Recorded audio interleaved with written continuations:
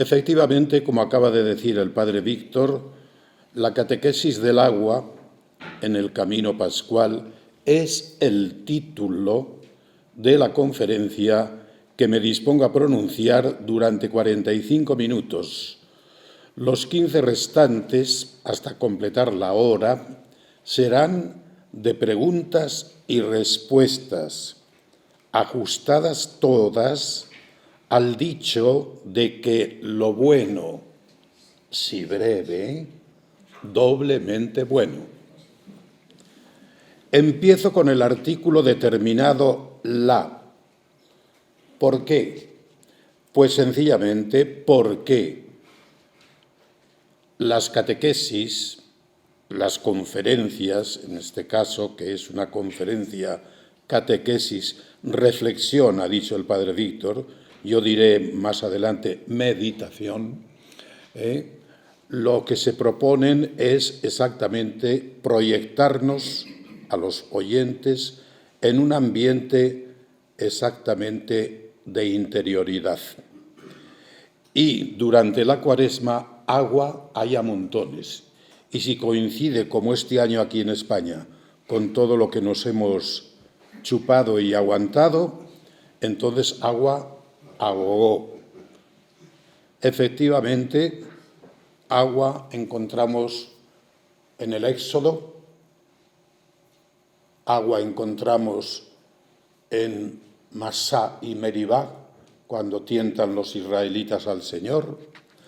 Agua encontraremos también, culminando ya toda la catequesis de la Cuaresma, en la vigilia pascual con el bautismo.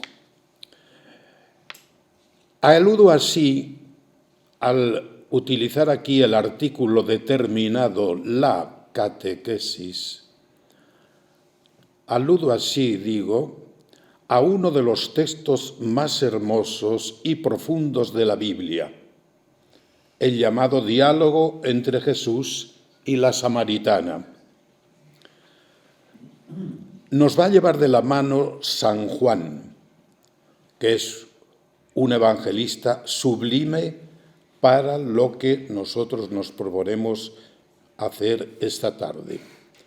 San Juan ofrece en su evangelio dos catequesis célebres.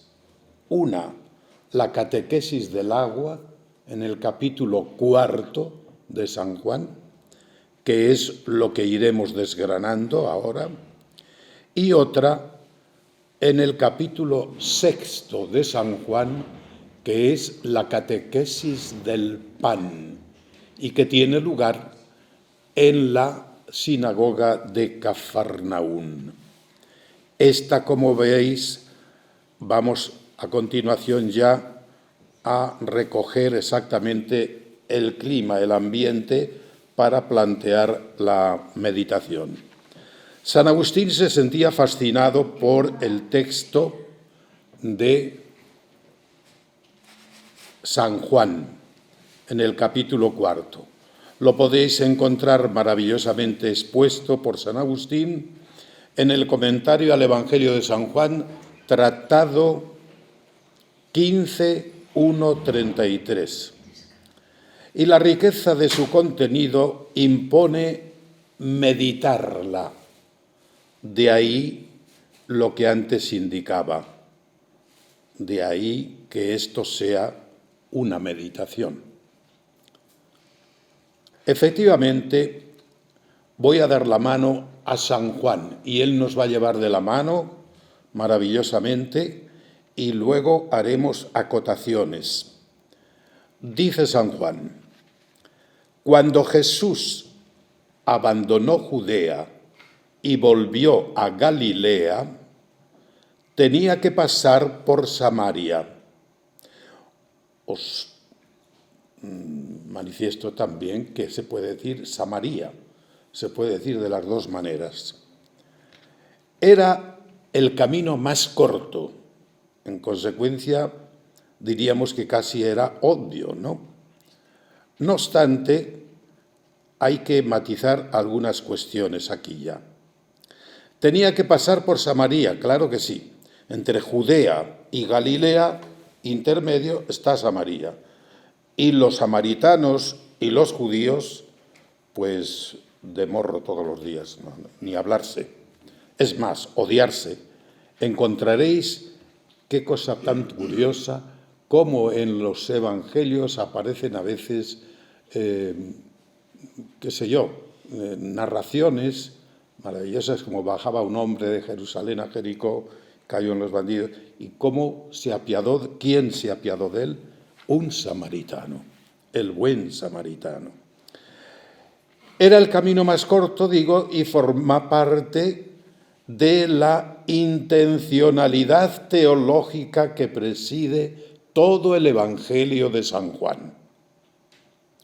De ahí que el encuentro y diálogo con la samaritana no tengan por finalidad principal su conversión, la conversión de la samaritana, sino más bien mostrar que Jesús decide revelarse como Salvador del mundo y, por tanto, lo hace también a un pueblo cismático como era el samaritano.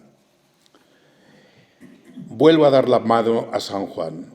Fue pues a una ciudad de Samaria llamada Sicar, junto a la heredad que Jacob dio a su hijo José. Su hijo José es naturalmente el que recordaréis de esas narraciones maravillosas cuando el faraón ya le encomendó todos sus bienes y sus posesiones para que repartiera cuando se declaró en toda aquella zona aquella hambruna tremenda. Y se encuentra con sus hermanos, etc. Sabéis perfectamente de quién hablo. Efectivamente, en la ciudad de Samaria, llamada Sicar, junto a la heredad que Jacob dio a su hijo José, y estaba allí el pozo de Jacob. Entonces Jesús, cansado del viaje, se sentó junto al pozo. Era como la hora sexta, es decir, el mediodía tórrido y estallante de calor. Sicar era el campo que Jacob compró al llegar de Mesopotamia, donde edificó un altar a Yahvé. Más tarde se lo daría a su hijo José, y José, una vez fallecido, sería enterrado precisamente allí. En este mismo lugar, antes, muchos años antes, había acampado Abraham y había recibido la bendición del Señor. Vamos pues ya con el pozo. Según el versículo 6, era una fuente, la palabra que usa es pejé. Y según el versículo 11, era un pozo, la palabra usada es frear. Pozo porque sus aguas eran muy profundas. Fuente por manar agua. ¿A dónde queremos llegar aquí? Pues a decir que no se trataba de una cisterna. Las cisternas eran las que acumulaban el agua de la lluvia. Y esa agua es agua muerta. No corre, no mana, está retenida. El Antiguo Testamento no menciona este pozo, pero Juan sí lo menciona y nos dice que Jesús llegó cansado. El camino desde Jerusalén se hacía difícil y ese día, además, se hizo especialmente caluroso. Había salido Jesús con sus discípulos temprano y puede que sin desayunar. ¿Por qué digo esto? Porque los judíos no solían desayunar. La fatiga representa las fatigas misioneras del predicador evangélico. El vocablo de San Juan aquí es copian, el mismo que también utiliza muchos años después, bueno, no tantos, pero que utiliza San Pablo para referirse a las fatigas apostólicas. Era alrededor de la hora sexta. Cuando San Juan habla de la hora, sabemos que en las meditaciones de Semana Santa, etcétera, pues se da una referencia especial a la hora en San Juan. Esto hay que tenerlo siempre muy en cuenta. Es decir, al decir la hora sexta, nos da a entender que era a eso del mediodía. Mencionar la hora sirve para ambientar el calor y el cansancio de Jesús. También relacionarla con la hora en que Pilato hizo sentar a Jesús, lo declaró rey y lo condenó a muerte. En Samaria, Jesús se sienta a la hora sexta en el pozo como Salvador. En el pretorio de Pilato lo haría como rey. En griego, San Juan puede decir que Jesús no se sentó junto al pozo, sino sobre el pozo. Es decir, había pozos que estaban así a ras del suelo. No era lo común. Lo más común era más bien eran pozos con brocal, es decir, una altura suficiente como para apoyarte y desde ahí lanzar la herrada, que esa es la palabra clásica, normalmente nosotros conocemos como el cántaro, tanto va el cántaro a la fuente, etc. Es la herrada, que es un recipiente todo de madera, bien breado y también con unas barras de hierro recogidas alrededor. Lanzarlo abajo era simplemente lanzarlo para recoger el agua. Bien, de esta manera hay que entenderlo, pues. En Samaria, Jesús se sienta a la hora sexta en el pozo como Salvador, ya lo he dicho. La sed de Jesús también está relacionada con la sed de la cruz. Esto hay que tenerlo muy presente. Y así nos encontramos ya el versículo 7 de este capítulo 4. Llega una mujer de Samaria a sacar agua. Jesús le dice: dame de beber. Pues sus discípulos se habían ido a la ciudad a comprar provisiones para comer. La samaritana no tiene que ser necesariamente de la ciudad de Samaria, algo retirada de aquel lugar, sino quizás de la misma Sicar, una ciudad muchísimo más cercana, a unos pocos minutos del pozo. La psicología de esta mujer, así como sus costumbres, reflejan la mezcla de su sangre y religión. Llega al pozo para sacar agua. No se sabe por qué. Tampoco en Sicar, como en la vieja Siquén, había varias fuentes. ¿Por qué vino esta mujer aquí, a este pozo, y no se fue a unas fuentes de estas ciudades o localidades dichas? Se desconoce la razón y cabe suponer que así estaba dispuesto en los planes de Dios. Era el mediodía, las mujeres del lugar solían madrugar para ir con la fresca en busca de agua a las fuentes. Tampoco sabemos por qué esta mujer, que vamos a denominar samaritana, tarda tanto en ir a por agua. ¿Por qué no lo había hecho de madrugada? No, aquí se puede ver otra casualidad que explicaría la finalidad teológica del encuentro. Jesús le dice, dame de beber. Y la mujer samaritana inmediatamente repone, ¿cómo tú, siendo judío, me pides de beber a mí, que soy una mujer samaritana? Porque los judíos y los samaritanos, pues no, como que no iba la cosa.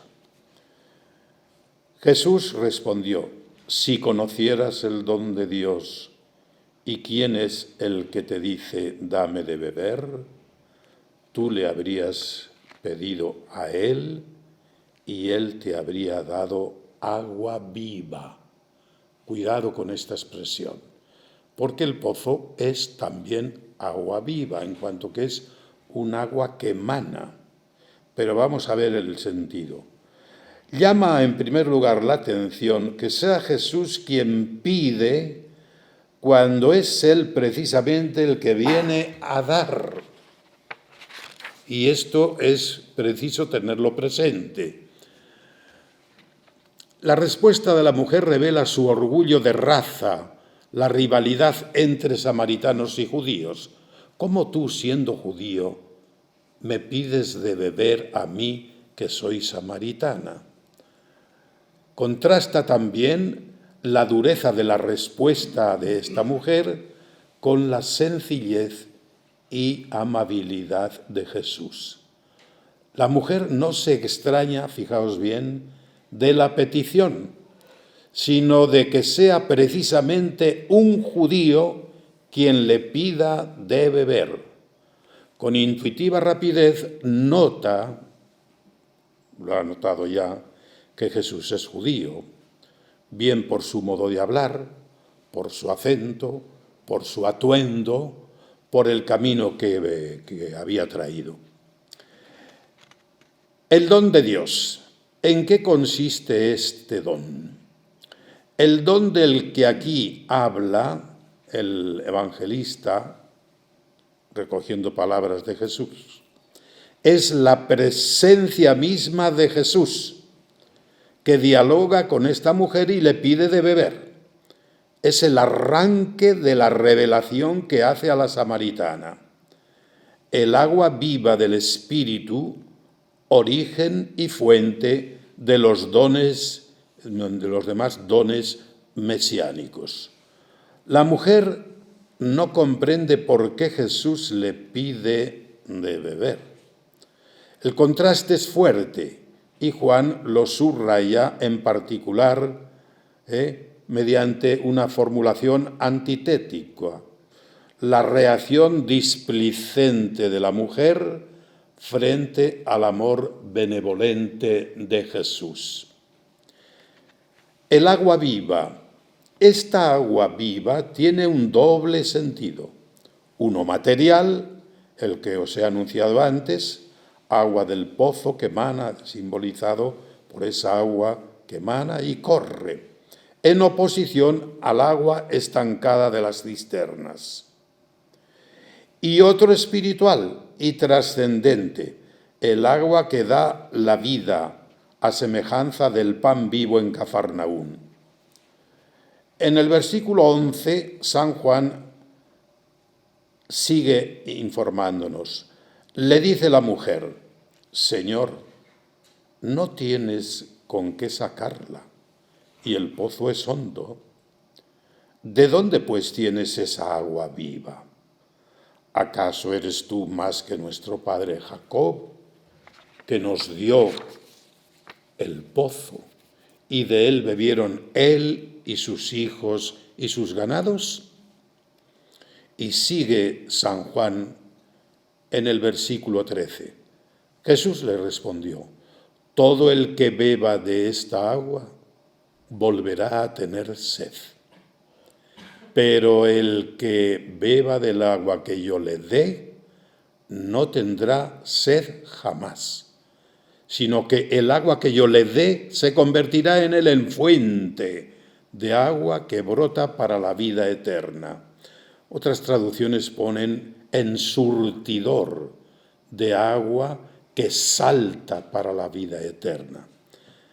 Le dice la mujer, Señor, dame de esa agua para que no tenga más sed y no tenga que venir aquí a sacarla. Notad que ha quedado prendada ya de la respuesta de Jesús y le pide nada menos que eso, que le deje exactamente, que le dé de esa agua. Así como en el discurso de Cafarnaún se contraponen dos tipos de panes, aquí se trata de dos aguas. La metáfora indica la perfección del agua, como la del pan, lo mismo que en Cafarnaún, alimento que da la vida eterna. Esto solo puede provenir de Dios, claro. Lo mismo expresa Jesús con la metáfora de la fuente. El Señor promete a la samaritana un agua que será, para quien beba de ella, fuente que salta hasta la vida eterna. Ya nunca más tendrá sed. Jesús va, como veis, adelantándose a la misma samaritana. Benedicto XVI, en su obra maestra Jesús de Nazaret, dice que el simbolismo del pozo está relacionado aquí con la historia salvífica de Israel. Cuando Jesús llama a Natanael, se da a conocer como el nuevo y más grande Jacob. Aquí, junto al pozo, encontramos a Jacob como el gran patriarca que, precisamente con el pozo, ha dado el agua, el elemento esencial para la vida. Pero el hombre tiene una sed mucho mayor aún, una sed que va más allá del agua del pozo, pues busca una vida que sobrepase el ámbito de la biología. Así, en la conversación con la samaritana, el agua, si bien ahora de otra forma, se convierte en símbolo del pneuma, con mayúscula, es decir, del Espíritu Santo o del Espíritu septiforme, de los 7 dones, de la verdadera fuerza vital que apaga la sed más profunda del hombre y le da la vida plena que él espera aún sin conocerla. El agua viva tiene pues dos simbolismos, uno general que abarca todos los dones mesiánicos y otro más particular que hace referencia al Espíritu con mayúscula que por Cristo se da a los que creen en Él. El que esa agua salte hasta lo más alto no ha de tomarse en un sentido localista. El cielo, sino conclusivo. Es decir, Cristo pone en el corazón del creyente una fuerza vital cuyo término final es la vida eterna. La nueva vid, inspirada por el Espíritu Santo, la nueva vida, actúa ya en la tierra en el tiempo presente. Decir, por tanto, fuente que emana es lo mismo que decir agua viva, vida que no se agota, por tener su origen en el Espíritu sectiforme y por fin la vida eterna. La reacción de la mujer es similar a la de los judíos que oyeron a Jesús en la sinagoga de Cafarnaún hablar del pan de vida.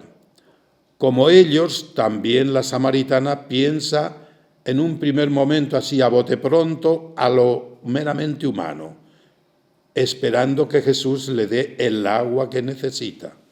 Pero Jesús le hablaba desde un ángulo bien distinto, el ángulo sobrenatural.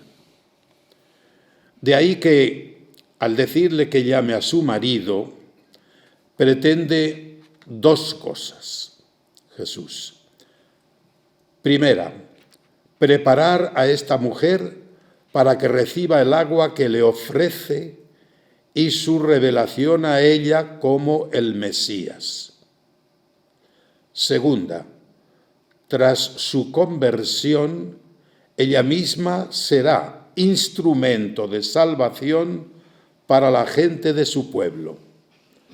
El don que recibe debe comunicarlo, es decir, como los carismas. Nosotros los recibimos, pero para comunicarlos también. Entonces, versículo ya 16, le dice Jesús: vete, llama a tu marido y vuelve acá. Respondió la mujer: no tengo marido. Y Jesús le dice: bien has dicho que no tienes marido, porque has tenido 5 maridos y el que ahora tienes no es marido tuyo. En eso has dicho la verdad. Le dice entonces la mujer, sorprendida: Señor, veo que eres un profeta. Y entonces aquí tenemos que recurrir inmediatamente a lo que llamamos la pedagogía divina. La pedagogía divina, primero trata de solucionar, porque aquí ahora la mujer va a plantear 2 problemas. Uno, este de su vida moral, y otro, un problema más bien doctrinal. Entonces, primero soluciona el problema moral y después el doctrinal. Jesús en su diálogo va llevando a la samaritana como por un plano inclinado. Has dicho bien, no tengo marido, porque tuviste 5, etcétera, etcétera. Acaba la mujer por reconocer la verdad, pero se abstiene Jesús de enjuiciarla por su vida anterior. Ella se da cuenta de que habla con un profeta, pues lo que le dice solo puede conocerlo Dios. El reconocimiento de la verdad es condición indispensable para que pueda recibir la gracia que Jesús le ofrece. Fijaos bien, es condición indispensable reconocer la verdad. Tras esto, la mujer le plantea el problema doctrinal, y es este: nuestros padres adoraron a Dios en este monte, y vosotros, los judíos, decís que en Jerusalén está el lugar donde se ha de adorar.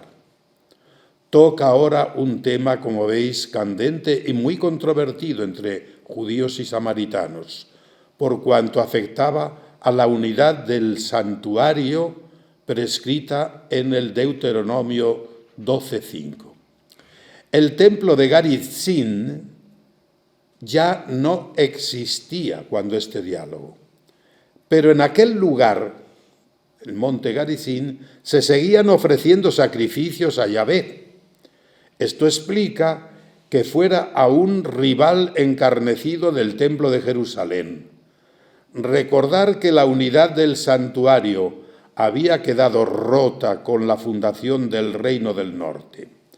Vosotros, le dice Jesús, adoráis lo que no conocéis. Nosotros adoramos lo que conocemos, porque la salvación procede de los judíos. La salvación mesiánica anunciada por los profetas era el centro de la esperanza nacional judía. La religión judía era en este sentido muy superior a la practicada por los samaritanos. Sin embargo, acabarán reconociendo ahora que Jesús es el Salvador del mundo, lo vamos a ver, por estar profetizado que el Mesías nacería de la tribu de Judá. Y bien, Jesús le dice: créeme, mujer, que llega la hora en que ni en este monte ni en Jerusalén adoraréis al Padre. Vosotros adoráis lo que no conocéis, porque la salvación viene de los judíos. Pero llega la hora, y ya estamos en ella. Fijaos cómo Jesús da aquí un paso adelante importantísimo, en que los adoradores verdaderos adorarán al Padre en espíritu y verdad, porque así quiere el Padre que sean los que le adoren. Dios es espíritu y los que le adoran deben adorar en espíritu y verdad. Adorar en espíritu y en verdad.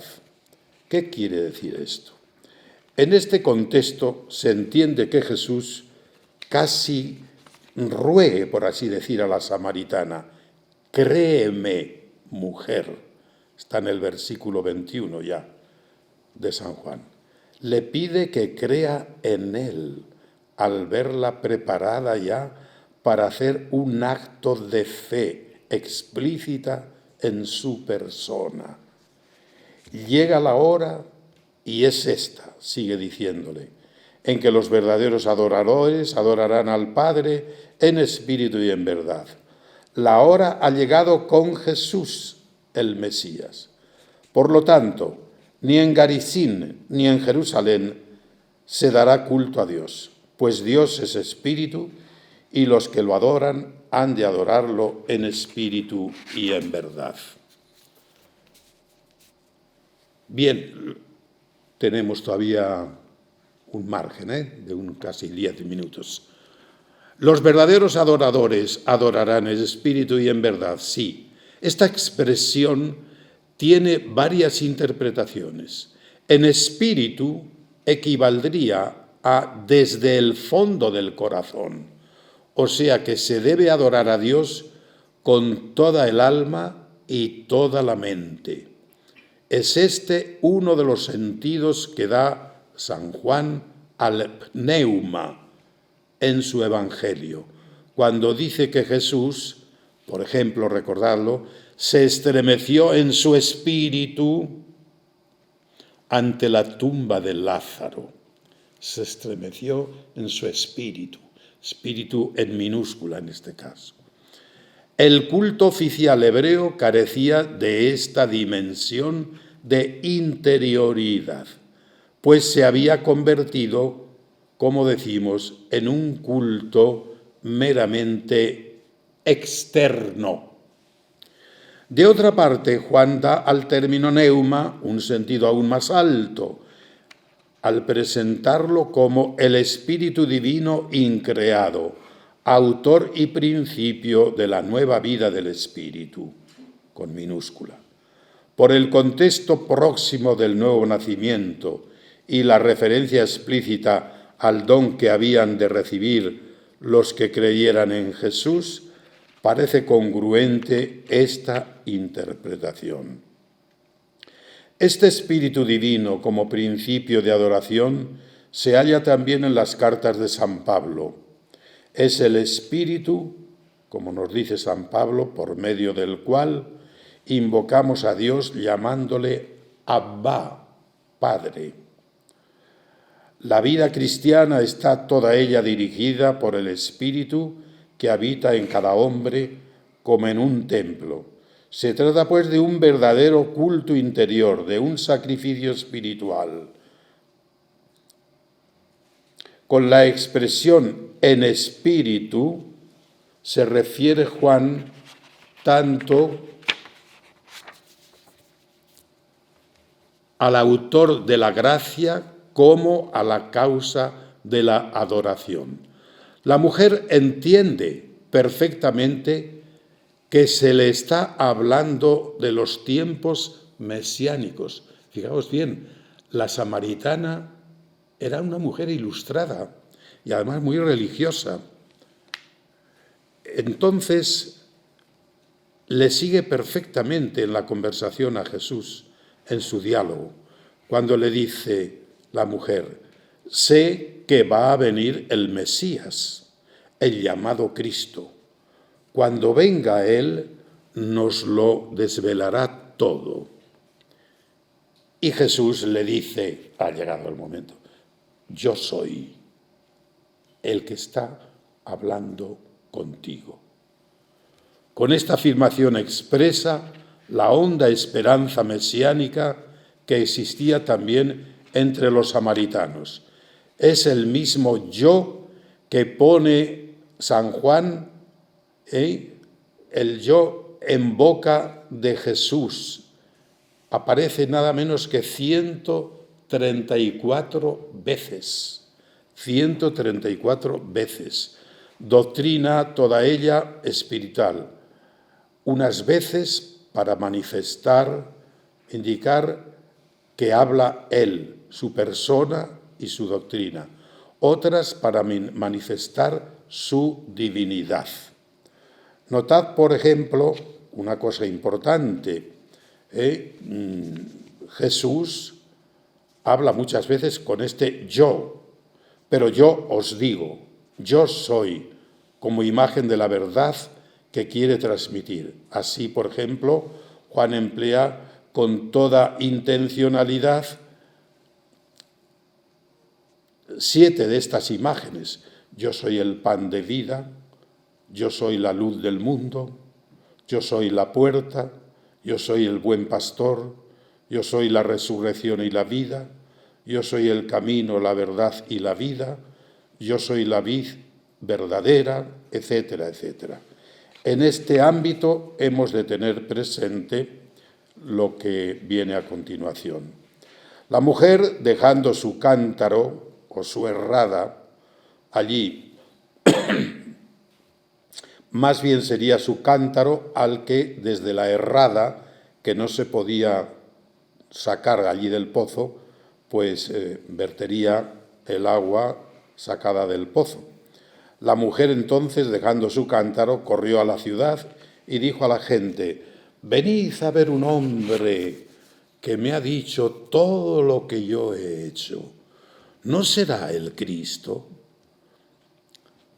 Salieron pues de la ciudad los samaritanos allí, los del pueblo de la Samaritana, e iban hacia él. Entretanto los discípulos le instan: Rabí, come. Pero él les dijo: yo tengo para comer un alimento que vosotros no sabéis. Y entonces los discípulos se decían entre sí: ¿le habrá traído alguien de comer? Jesús replica inmediatamente: mi alimento es hacer la voluntad del que me ha enviado y llevar a cabo su obra en el mundo. ¿No decís vosotros: 4 meses más y llega la siega? Pues bien, yo os digo, alzad vuestros ojos y ved los campos que blanquean ya para la siega. Yo os he enviado a segar donde vosotros no os habéis fatigado. Otros se fatigaron y vosotros os aprovecháis de su fatiga. Muchos samaritanos de aquella ciudad creyeron en él por las palabras de la mujer que atestiguaba: me ha dicho todo lo que he hecho. Cuando llegaron a él, los samaritanos, fijaos bien, le rogaron que se quedara con ellos. Y se quedó allí 2 días. Y fueron muchos más los que creyeron por sus palabras. Y decían a la mujer: ya no creemos por tus palabras, que nosotros mismos hemos visto, hemos oído y sabemos que este es verdaderamente el Salvador del mundo. Y termino, pues. La mujer proclama lo que ha oído. La samaritana había venido a sacar agua del pozo. No se esperaba en absoluto la sorprendente revelación que Jesús le acaba de hacer. Allí mismo deja el cántaro y se llena de gozo y corre a anunciar a los suyos lo que ha oído. También ellos acaban creyendo. En su fe influye lo que les comunica la mujer, pero también lo que ven con sus propios ojos. Al verle y escucharle, creyeron en él. Jesús se manifiesta, por tanto, como Salvador no solo de Israel, sino también de los samaritanos, del mundo entero. Una manifestación más del universalismo del Evangelio de San Juan. El título de Salvador se aplica también a Cristo en la predicación de los apóstoles. Y si recordáis también, el mismo que empleó el ángel para anunciar a los pastores: hoy os ha nacido un Salvador, que es Cristo el Señor, en la ciudad de David. El relato termina con esta puntualización del término del viaje con el que había empezado. Después de los 2 días salió de allí para Galilea. Cuando llegó a Galilea, los galileos le recibieron jubilosos, pues habían visto todo lo que había hecho en Jerusalén durante la fiesta, porque ellos también habían ido a la fiesta. Aquí es donde termino yo la meditación. Naturalmente que yo, en un libro que habréis seguramente leído, o por lo menos algunas personas de las aquí presentes, pues lo habrán leído en la página 67, dediqué un soneto a la Samaritana. La primera parte, pues son los 2 cuartetos, en los cuales pues expreso como el deseo poético, como con la Samaritana, ¿no? Y los 2 tercetos finales es dirigiéndome al Señor Jesús. Y digo así: mujer samaritana, ¿quién pudiera sentir contigo sed del agua viva y el alma toda por Jesús cautiva, volverse hacia los suyos misionera? ¿Y quién, si, como tú, se entretuviera en dialogar con gracia sensitiva, tocado de ansiedad caritativa, el don de Dios contigo conociera? Dame, Señor, tu pan de sensatez. Dame a beber el agua de prudencia por la tarde, de noche, en la mañana. Y abre en la tierra de mi pequeñez un surtidor de la divina ciencia que diste un día a la Samaritana. Muy bien, pues aquí creo que he sido puntual. Gracias, muchas gracias.